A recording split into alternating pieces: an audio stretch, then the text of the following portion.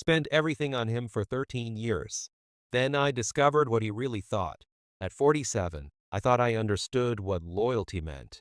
I'd spent 13 years pouring my heart, soul, and every dollar I could spare into raising a boy who wasn't mine by blood, but who I'd loved like my own son. What I discovered that devastating afternoon would shatter my faith in human nature and teach me the most brutal lesson of my adult life.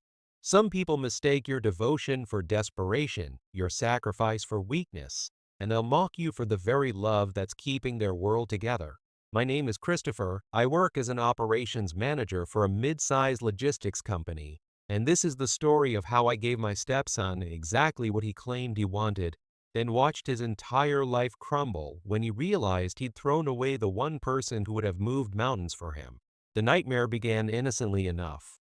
I met Rebecca when I was 34. She was 32, recently divorced with a 9-year-old son named Ethan.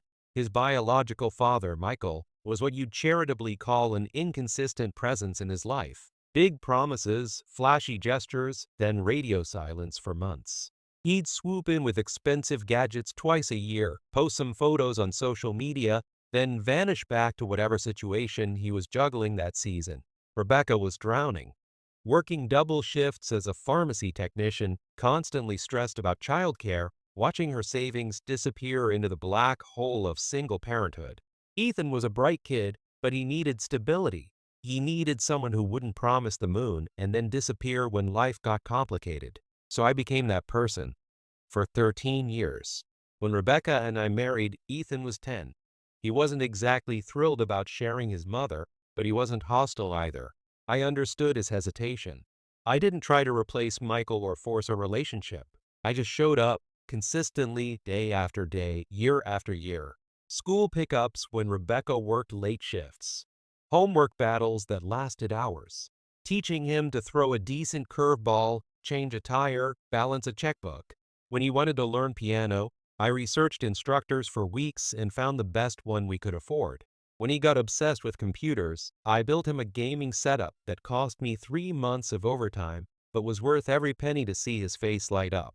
I was there for every milestone, every scraped knee, every failed test, every friend drama, every teenage crisis that felt like the end of the world. When Michael would inevitably cancel his promised visits, I'd swoop in with backup plans.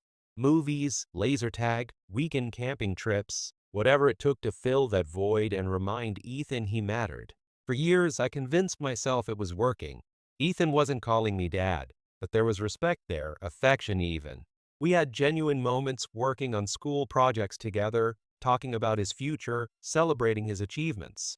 I felt like I was building something real, something lasting. But as he approached his senior year, subtle changes started creeping in. The thank yous became less frequent, then disappeared entirely. Eye rolls replaced genuine appreciation when I offered help. He started referring to me as Christopher in conversations with friends, instead of the stepdad title he'd used before. When people asked about his family, I suddenly didn't exist in his narrative. Then came the girlfriend. Jessica, a 17-year-old from his advanced placement classes who seemed nice enough on the surface. That's when the real transformation began. Ethan started treating me like hired help in my own home. He'd demand rides without basic courtesy, leave disasters for me to clean up, use my truck without permission, and return it running on fumes. Rebecca noticed the shift too, but she made endless excuses. He's a senior, they're all impossible at this age. He'll snap out of it once he starts college. But I was starting to see the ugly pattern. Ethan had learned he could take everything I offered while giving absolutely nothing in return. And why wouldn't he? I'd been enabling this dynamic for over a decade. The moment that destroyed everything happened on a Thursday afternoon 4 months ago. I left the office early to grab some quarterly reports I'd forgotten, planning to work from home for the rest of the day. Rebecca was pulling a double shift at the pharmacy, and Ethan had no idea I'd returned. I could hear him laughing on his phone upstairs in his room, and when I caught the mention of my name, something made me pause at the bottom of the staircase. What I heard next obliterated 13 years of love, sacrifice, and dedication in 30 seconds. Yeah, Christopher bought the whole setup for me, he was saying, his voice dripping with amusement. Dude is absolutely desperate for my approval. It's honestly pathetic how hard he tries. My blood turned to ice in my veins. I gripped the staircase railing so hard I thought it might snap. "The guy's 47 and follows me around like a lost puppy," Ethan continued, his laughter echoing through our house. "Like, I get it, you married my mom, you want me to think you're cool, but the desperation is just embarrassing. Jessica says it's creepy how clingy he gets, always trying to be my buddy." Each word felt like a physical blow. The room started spinning as 13 years of memories flashed through my mind. Every sacrifice, every late night helping with homework, every dollar I'd scraped together for his dreams. He built me this entire gaming paradise just hoping I'd want to hang out with him more. Ethan went on, completely oblivious to the devastation he was causing. "Like, thanks for the free stuff, but that doesn't make you my dad, you know? It just makes you look desperate." The call ended, and I stood there in my own hallway, in the house I was still paying for, listening to the echo of my stepson's cruel laughter. The boy I'd raised, loved, and sacrificed everything for had just reduced 13 years of devotion to desperate and pathetic. That night, I didn't sleep. I lay staring at the ceiling, replaying every moment of our relationship through this new, devastating lens. Every time I'd gone above and beyond for him, every weekend I'd given up, every hobby I'd abandoned, every personal dream I deferred to make sure he had everything he needed, and he thought I was a joke. The next morning, I made a decision that would change all our lives forever. I was done, but I didn't explode or confront him. I did something far more effective. I disappeared. No more morning check-ins about his schedule. No more offers to help with college applications or scholarship essays. No more reminders about chores or responsibilities. I became politely invisible, civilly distant, present but unreachable. Ethan noticed within a week, probably because his personal ATM and chauffeur service had suddenly dried up. "Are you mad at me about something?" he asked one evening, actually looking confused by my newfound indifference. "Not at all," I replied calmly, not looking up from my newspaper. "Just giving you the space you obviously want." His brow furrowed, but he didn't push it. He probably figured I was going through some midlife crisis and would snap out of it soon enough. 3 weeks later, he made the request that sealed his fate. "Hey, Christopher," he said, strolling into the kitchen with his usual casual entitlement. "I've been thinking about taking a gap year before college. Maybe stay here and work for a while, save up some money, figure out my path. Sound good to you?" I looked at him, really studied his face. This young man who'd just spent months mocking me behind my back while planning to extend his free ride in my house for another year. "Actually," I said slowly, setting down my coffee cup, "I think it's time you moved in with your real father." The color drained from his face like someone had pulled a plug. "What?" "Michael, dude, what are you even talking about?" "Your biological father," I repeated calmly. "The one whose opinion actually matters to you." "I don't understand where this is coming from," he stammered, but I could see panic starting to creep into his eyes. I pulled out my phone and hit play on the recording. Yes, I'd recorded our entire conversation that devastating afternoon. I'm not naive, and I knew I'd need concrete evidence. His own voice filled our kitchen. "Christopher is absolutely desperate for my approval. It's honestly pathetic how hard he tries. The guy's 47 and follows me around like a lost puppy. The desperation is just embarrassing. Thanks for the free stuff, but that doesn't make you my dad, you know? It just makes you look desperate." Ethan's face went from white to green. His mouth opened and closed like a fish gasping for air, but no words came out.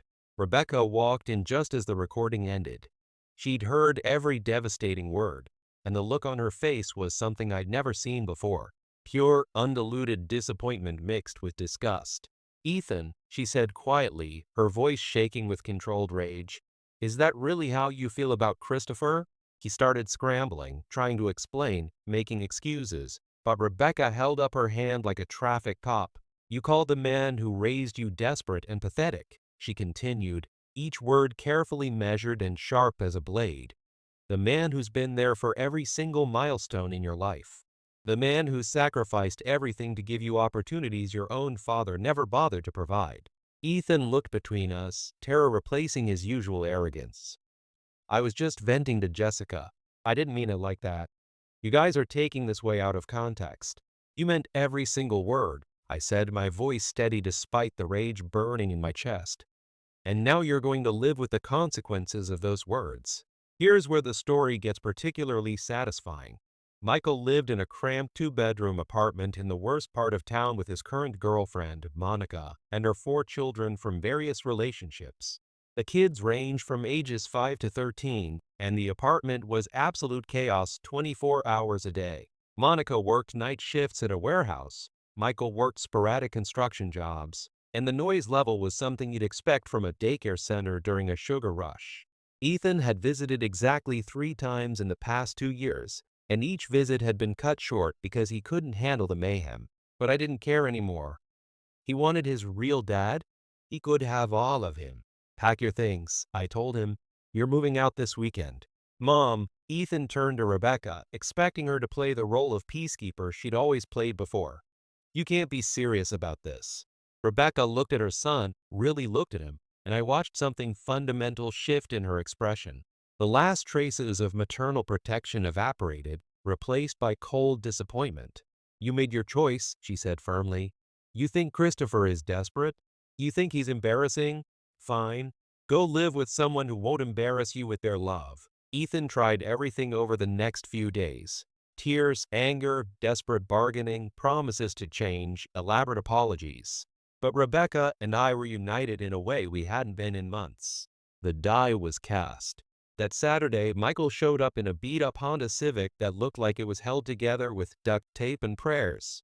He seemed confused about why this was happening and clearly would have preferred to be anywhere else. This is really necessary? He asked, eyeing the boxes of Ethan's belongings with obvious reluctance. Ethan says I'm not his real father, I replied evenly. So I figured his actual father should handle the responsibility. The apartment was exactly the nightmare I'd expected. Monica's kids were screaming at maximum volume, cartoons were blasting from an ancient television, and there was barely enough space for Ethan's possessions. He ended up with a corner of Michael's bedroom and an air mattress that had seen better decades. This is just temporary, Ethan said as we unloaded his gaming equipment into the cramped space. I'll be back home soon. I didn't respond. I just walked away and drove home to the peaceful house where his voice would no longer mock my love. Over the following weeks, my phone became a symphony of desperation. Ethan called constantly, begging to come home, describing the horrors of his new living situation. Sleeping on a deflating air mattress, Monica's kids destroying his belongings, Michael's girlfriend treating him like an unwanted burden, the constant chaos making it impossible to focus on anything. I didn't answer a single call, but I did keep tabs on the situation because I'll admit, I'm vindictive enough to enjoy watching karma work its magic. Michael lasted exactly 4 weeks before he started trying to dump Ethan back on us. Apparently, having a teenager around full-time was seriously cramping his lifestyle. Monica made it clear she didn't want Ethan there permanently, and Michael couldn't afford to support him on his inconsistent income from whatever construction jobs he could find. Ethan tried coming home twice. Both times I met him at the front door and turned him away.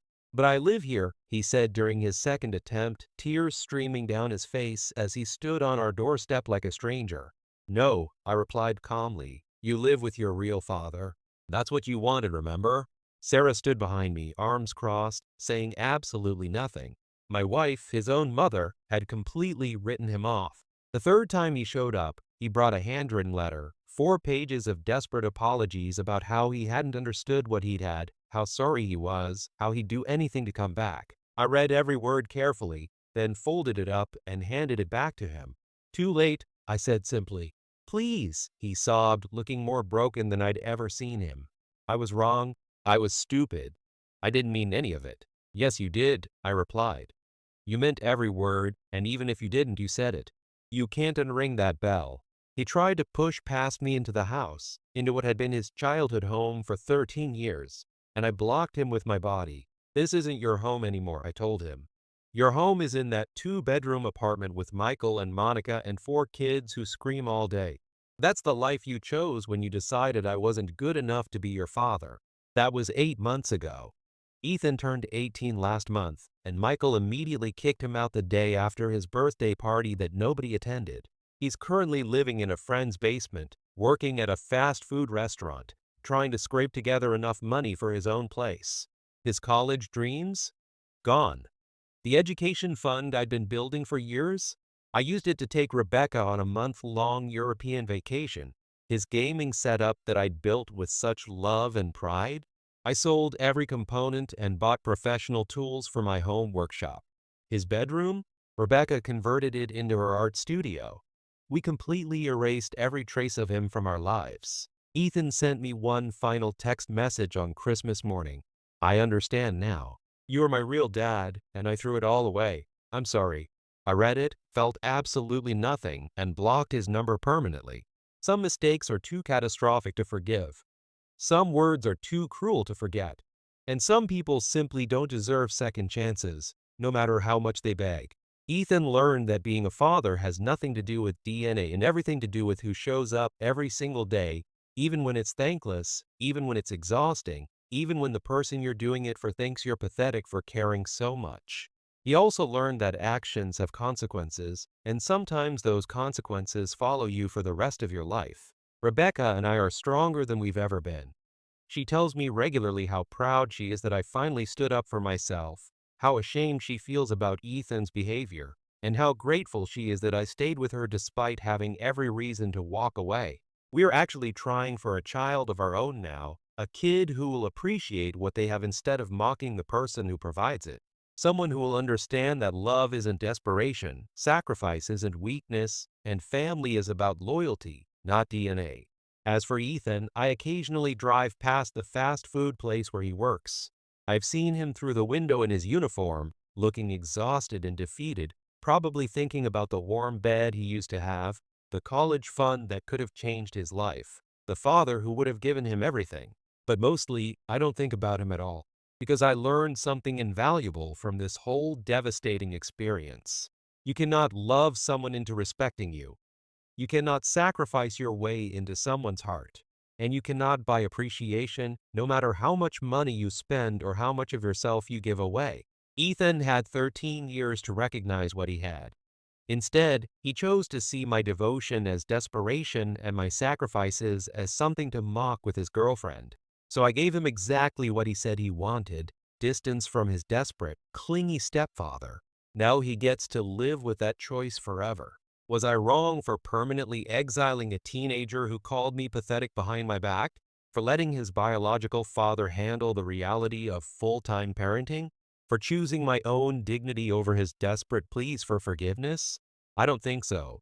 Sometimes the most loving thing you can do is let someone experience the full weight of their choices, even when that someone is a person you used to tuck into bed every night. What would you have done if you discovered the child you'd raised for over a decade thought your love was embarrassing? How would you have handled betrayal that deep? Let me know in the comments below. And if this story stirred up any emotions, justice, satisfaction, or even anger, hit that like button and subscribe. Trust me, we've got more family drama stories coming your way, and you definitely don't want to miss what happens when people push the wrong person too far.